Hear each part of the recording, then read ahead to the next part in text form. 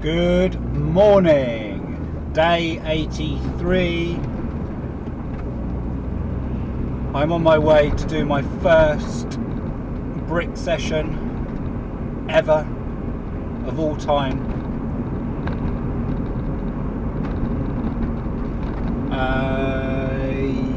I don't know what to expect, really. I've done HIIT training before and I've done interval training, and I have trained in various different genres, sectors, but never before in 34 years have I done a 50-mile bike ride and then a 10-minute run. So this is a first for you and for me.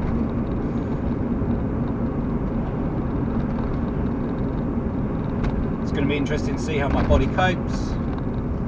My mind's in the right place, which is, I think, a good start. And I think half of the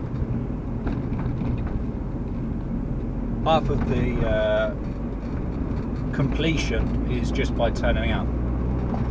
You know, getting out of bed this morning, getting ready, having breakfast, getting my kit bag ready, now driving to do it.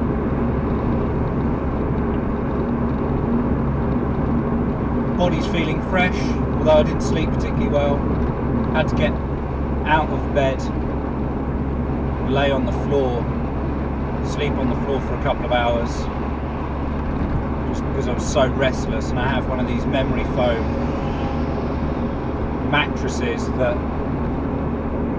molds to your body.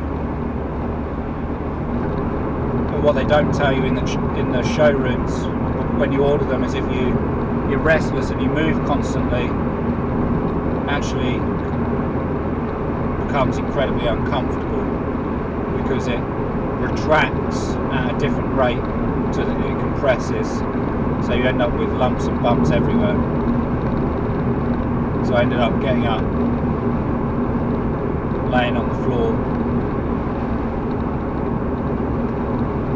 and for a couple of hours sleep that way.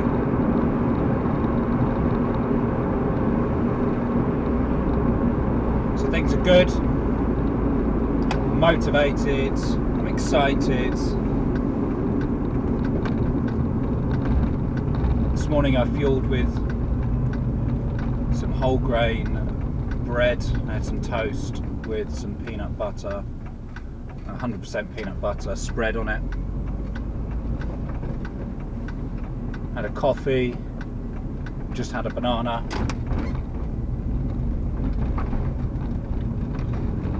Taking 2 bananas with me and a protein shake, and just hydrating really with water during the ride. It's only a 10-minute run, so I can't envisage needing any hydration really during that. I think I would have consumed enough during the ride, but hey, I don't know.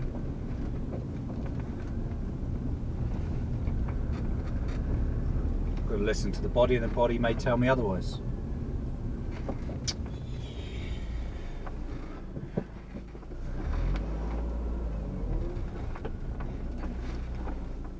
So I'm here, I've turned up, and I'm ready to get started. I will see you in a few hours.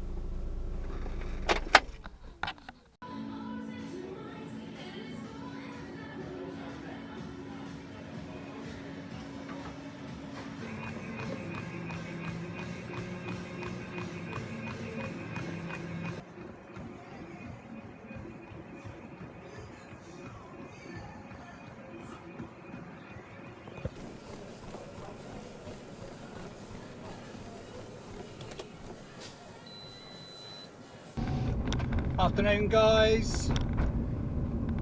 I have just finished the 50-mile ride and a 10-minute run, transition run.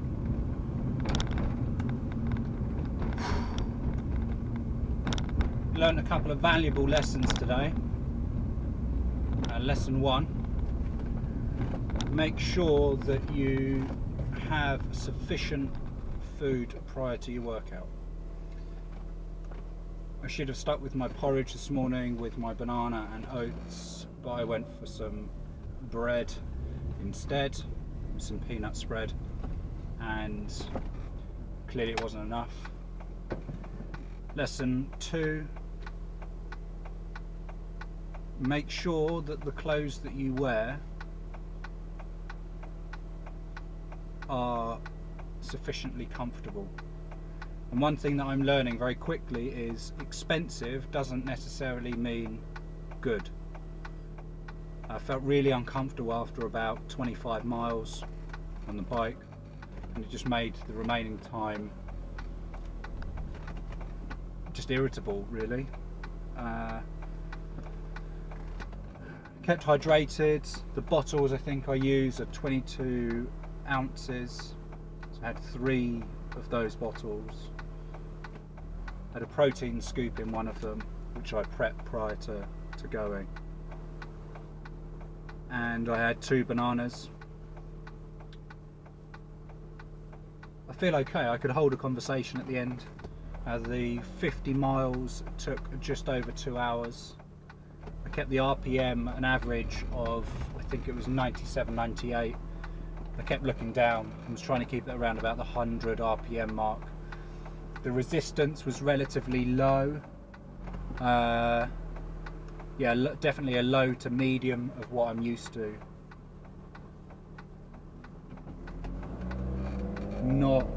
It wasn't hard. I upped the resistance 1 mile every 10 miles, so every 9 miles I upped the resistance and got off the seat just to really loosen the legs up, and for something else really to do, because it is so boring sitting on a bike for 2 hours in a gym.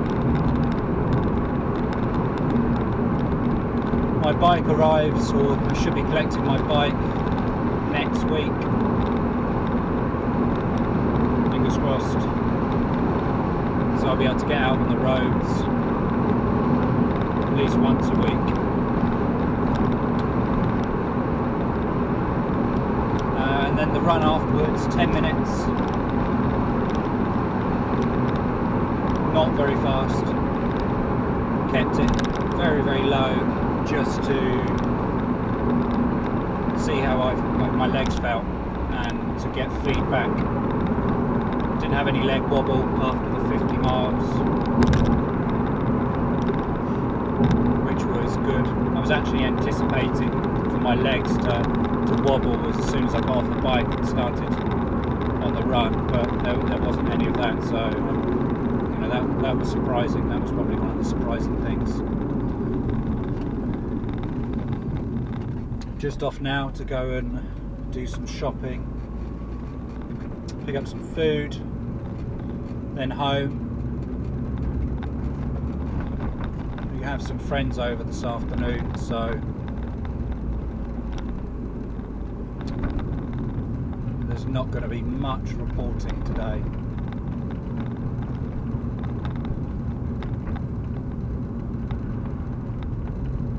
Just finished a book, so I'll do a review on that some point over the next few days. I was expecting my swimsuit to arrive this week, but it's not as of yet, so I need to chase up on that, although I don't really need it at the moment.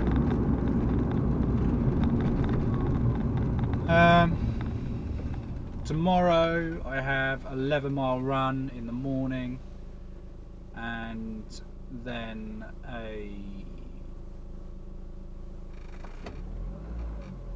2,100 meter swim in the evening.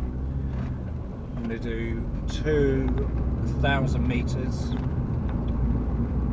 and then have a minute's rest in between those, and then the last 100 overusing, maybe doing a bit of float work, so some kick work, but again very, very light, using those last 100 meters to recover.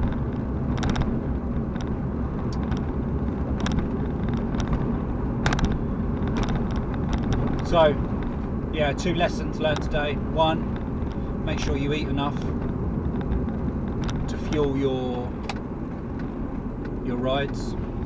Rookie error, very, very rookie error. I read about it, I know it. I thought what I was eating would have been sufficient, but just clearly not. It was nowhere near what was suitable.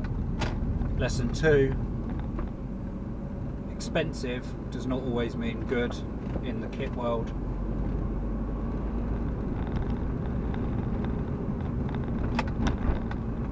So that's me for this morning. Thanks for following, and I will catch up with you later.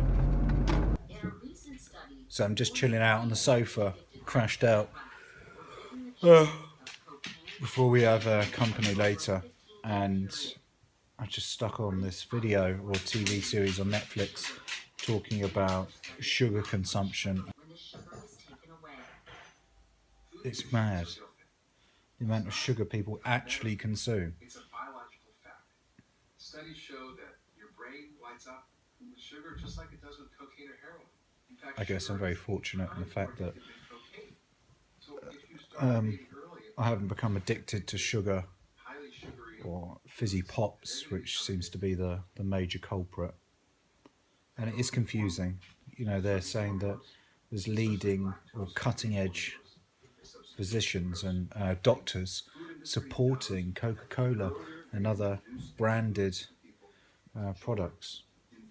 The more likely they will have branded them for the future. Who do you blame? Do you blame the brands or do you blame the parents? I don't know. So for dinner tonight, my wife has made a chicken superfood salad. Got rocket, spinach, sweet potato, avocado, lentils, chicken, tomatoes, sun-dried tomatoes, salt, pepper, and onion, and some olives. There we have it. Absolutely stunning. Perfect for a Saturday night in. That's it. That's it for today. I will catch up with you tomorrow. Thanks for tuning in.